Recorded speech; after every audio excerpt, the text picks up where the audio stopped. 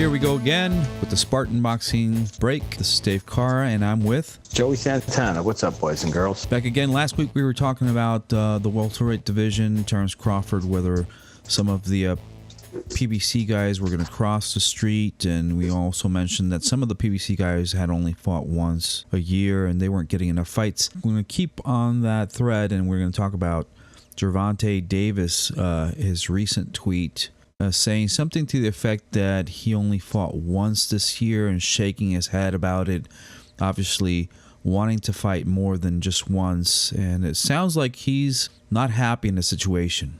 I like the comment, though. The first comment was, but you fought 20 times on Twitter. and 8 times with his mom, with the guy's Somebody's mom. mother, yeah. Exactly. It sounds like he's very immature. He's a 20-something-year-old kid, basically, who sounds very immature, and some 20-year-olds mature later than others. But is this a sign that he's not being taken care of properly? Well, like we mentioned with some of the other guys not fighting enough. Yeah. Like Spence should be fighting more. The guys that aren't making all the top dollars, like we talked about, but they should be fighting. But Spence has fought 2 times this year, and he's supposedly going to fight again in December. Years in the past where he's only fought once. So Correct. This year they got him 2 fights, and he could probably get a third. Good. Somebody started listening to him complaining, and maybe Gervonta complaining wakes somebody up. He did complain a lot when he was training with Broner. I thought that was just influenced by Broner, who wasn't happy with this situation, with his situation, and with the way that Floyd Mayweather was treating him, as if Floyd Mayweather owed him something. Floyd Mayweather reacted to the bitching and the complaining from Gervonta Davis and came on Showtime to announce that Gervonta Davis' next fight was going to be Vasyl Lomachenko. Bob and Loma were salivating over that. But recently, it was revealed that, in fact, Gervonta Davis's next opponent is going to be Abner Mares, who is not at junior lightweight. Who's not ranked at junior lightweight. Because he doesn't fight up there. He fights a featherweight at 126. Because he's a featherweight. He's ranked at 126, not ranked at 130. They're making him come up after a loss. He just lost again. To Leo. To Leo Santa Cruz again for a fight that I really didn't care about the rematch. We were talking about rematches that we don't care about. I don't think that was going to prove anything in that rematch. The two guys that throw a lot of punches but don't have enough pop in their punches to knock each other out, and it was just like watching socking and rocking. Nobody goes down. The fight was okay. Sure. It wasn't necessary. It was entertaining, but I didn't care about it all that much. Again, Abner might be a good test for Gervonta. And maybe Abner, when you get older, it's getting harder to make 126. Jumping up a weight class, they still have him ranked, but just one weight class lower. And it could be a good experience fight for Gervonta, who, he needs to fight anybody. So getting a name and a former champion is a good, it looks good on your resume.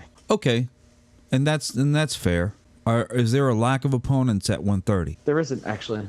There are several opponents that could fill in that spot very easily. Brian Vasquez, for example, who's experienced. Yuriorkis Gamboa is out there also.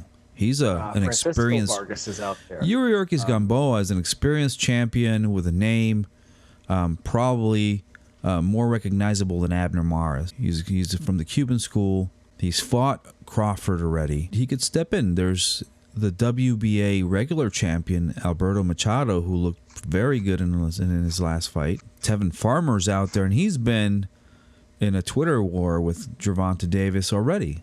There's not a lack of guys over there in the 130 range. Miguel and Burchell. Machado doesn't have a fight lined up. He just fought a few weeks ago. I believe it was towards the end of July he fought. Gervonta fought in April, but here we are. It's almost September, so Machado's going to be off almost 2 months, and he should be ready to go if they could try to get something together by October, November. Francisco Vargas is, although he's ranked number 4 by the WBO, he's still ranked within the top 15 in the WBA. He could be an opponent also. That would be a spectacular fight.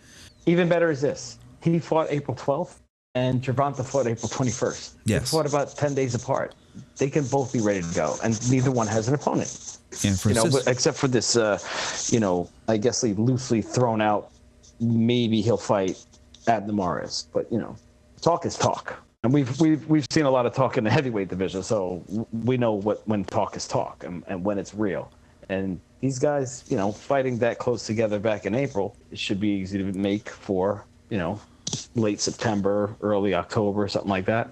There's not a lack of opponents at 130 is what I'm saying. And Farmer too. Farmer has no opponent, even though he just fought. You can get him back in the ring in 2 months. But then what happened to the announcement? What happened Gervonta Davis versus Vasyl Lomachenko fight? First and foremost, Loma, didn't he have a broken hand or surgery on his hand? Surgery, sure. Right.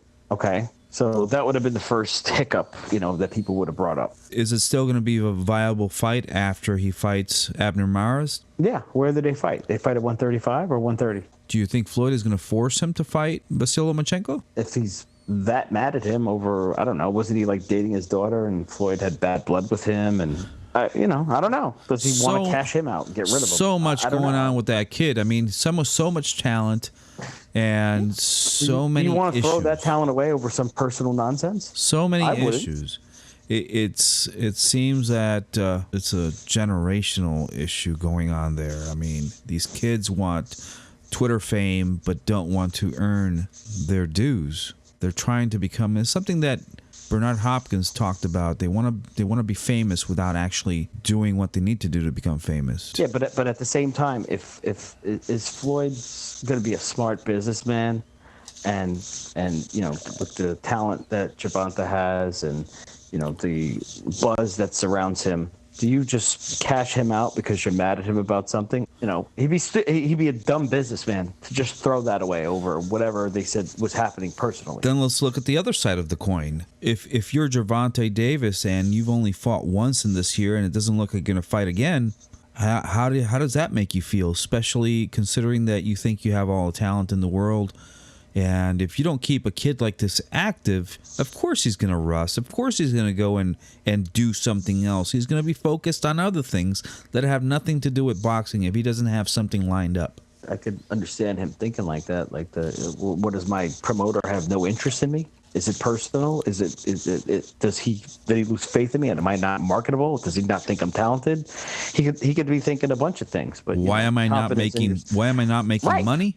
I wonder if there's a breach of contract there somehow if they're not getting him fights. People are going to start really paying attention when it's the end of his contract with Floyd and see if there's some kind of breakup. It could be Gervonta too, because he's. Not that Broner is anybody that it's going to be easy to get along with, but he's had, like you said, words with Tevin Farmer. He's had Twitter beef with this guy, with that guy, with Broner, with his own promoter. I mean, it could be just immaturity, at some point. Gervonta Davis practically lives on Twitter. I mean, he's there all the time. That's because he's not in the ring. Yeah, and that's what I mean. If they don't keep him busy and they don't keep him focused on boxing, if there's nothing to look forward to, what else is he supposed to do? He's what, 22, 23? He's very young. 23. Yeah, 23. He's still a kid, really. At that age, you're still a kid. And some kids are more mature than others. You have Devin Haney, who's already applied for a promoter's license in California, and he seems to have a focus on building something for the future. I think he's in a bit over his head, but if he starts small and builds and gets experience, he can learn a lot from that. Not everybody's going to be a Devin Haney. Not everybody's going to be a Floyd Mayweather. And a lot of these younger guys, especially where they, considering the way they've been brought up and where they're coming from, they need a lot of direction and a lot of good, positive advice to be able to progress. If not, they run stagnant or they end up falling out. I hate to say that this kid is going to go just down the drain because he isn't being either looked after or he's squandering his opportunities by talking all this crap on Twitter. All right, so let's entertain the idea for a minute. Let's say he's fighting Abner Mares. I don't think Abner Mares has anything to show Gervonta Davis that would be a problem. He's just going to throw a lot of punches. He doesn't have a punch to knock Gervonta Davis out. Gervonta Davis is going to catch him because Abner Mares is very hittable. And it's going to be a short fight. It's since if Gervonta Davis doesn't take the training camp seriously as he's had before, maybe it'll last past 6 or 7 or 8 rounds. But if Gervonta Davis takes it seriously and comes in sharp, then I give it 3 rounds. I see it going a little longer, but ending the same. I think someone just winds up saving Abner Mares from himself, basically. I can see it going longer if Gervonta is unprepared or if he has ring rust. He very well could. Well, he's going to. He's been out of the ring since when? March? If he takes a fight now, the fight won't be till November or December. I mean, if they signed it tomorrow, you could get them in the ring in maybe the end of October. If it's a rush job, you're talking probably most likely mid-November. And that's if Showtime has an available date for that. Because we've talked about the PBC having a deal with Fox, but that we talked about that a while ago, and I still haven't seen anything happen. So maybe it was just buzz, maybe it was just rumors, or maybe it's going to happen, but nothing's happened. So there's no other really available dates for these guys other than a one-off Fox fight or a Showtime date. How do you think Gervonta Davis stands if he were put against a Tevin Farmer or a Miguel Berchelt right now? I think he might lose to a lot of guys in the top 10, and he might lose to both of them. I don't think he loses to Tevin Farmer, but I think he definitely loses to Miguel Berchelt, and I think Miguel Berchelt would wax him at this point. I think Berchelt beats him. I think him and Farmer could be a good fight. It still could be a fight that he loses, though. What about Jezreel Corrales? He just got knocked out by Machado. I think Gervonta can beat him. I think he struggles with Machado, too. I think a fight with Machado is another good fight that he could also lose. It could go either way, but the fight that I know he loses is to Berchelt. Then you have Christopher Diaz who just lost to Masayuki Ito. Just made him look like an amateur in that fight. It was a good fight. It wasn't for a lack of trying, but Masayuki Ito was beating the tar out of Christopher Diaz. That was the card of the night, by the way. There was a Showtime card also. That was just like a month ago. I think the Berto and Alexander fight was going on that night. That wasn't worth watching, but the Christopher Diaz and Masayuki Ito fight was fantastic. I would even venture, I wouldn't say Christopher Diaz can beat Gervonta Davis, but if they keep this kid out of the ring for any time longer, yeah, he's going to get beat. At least you can't blame the PBC for that one. We can't blame the PBC, but it's pretty much the PBC because who's his advisor? Al Heyman, and who's his promoter? Mayweather Promotions. So it's really the same thing. I don't see any difference there. Sure, he has a promotional contract, but and we don't know how long this promotional contract is.